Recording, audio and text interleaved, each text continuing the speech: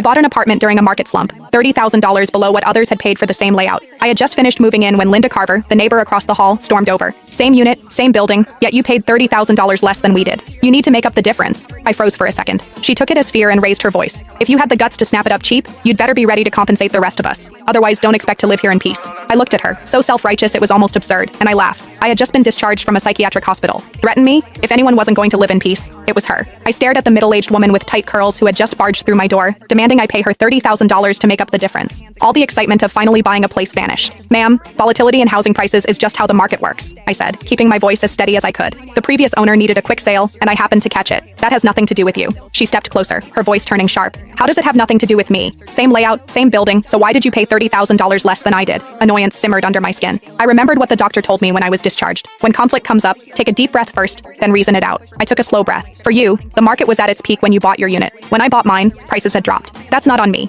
If we follow your logic, then if prices go up another $50,000 next year, are you going to pay me the difference? She planted her hands on her hips. Don't try to confuse me with all that nonsense. We live on the same floor. How can you feel okay taking advantage like that? My son's getting married soon. We need the money. You bought it cheap, so you make up the difference. If you don't fix this, don't expect to live here in peace. I let out a short laugh, irritation bubbling over before I could respond. She suddenly lunged toward my luggage, reaching straight for my bag. Where's the money? Hand it over. $30,000 and not a cent less. A flash of anger shot through me. How could someone be this unreasonable? I was just about to pull out my phone and dial 911. The moment she saw what I was doing, she spun around and headed back to her unit. As she left, she tossed over her shoulder. If you don't pay up, we'll see how long you last here. I gave a cold laugh and ignored her, shutting the door behind me. That afternoon, I went downstairs to Harper's Corner store to pick up some essentials. Denise Harper, the owner in her 50s, scanned me up and down before asking, "You just moved in? 6th floor?" I nodded. She glanced outside, then lowered her voice. "Linda Carver from 601 just posted in the resident group chat saying you bought the place to run some kind of shady business." I froze. "What?" She sighed. "You got that apartment cheap. Their family can't accept it." She pulled up the chat and showed me. The messages were filthy. Linda Carver. At everyone. What do you reckon the woman who just moved into the 6th floor does for a living? I've lived for over 50 years. I know how to read people.